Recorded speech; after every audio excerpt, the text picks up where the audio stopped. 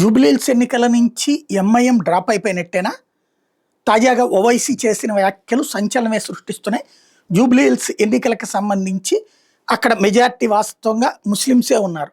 కాబట్టి ముస్లింలకు సీట్ రావాలి, ముస్లింలకు సీట్ కావాలి, మేము పోటీ చేస్తామని ఇంతకుముందు కేసీఆర్ని కూడా బెదిరించి, కేసీఆర్ ఆయన బుజ్జగించి ఒక ఎమ్మెల్సీ సీట్ ఇస్తామని చెప్పి తద్వారా ఆపుకొచ్చారు పోటీ నుంచి. ఈ దఫా మరి రేవంత్ ఏం ఆఫర్ ఇచ్చారో తెలియదు. స్థలాలు ఇస్తానన్నారు, పొలాలు ఇస్తానన్నారు, లేకపోతే కార్పొరేషన్లో మేయర్ మీకే అప్పచెప్తానన్నారో తెలియదు.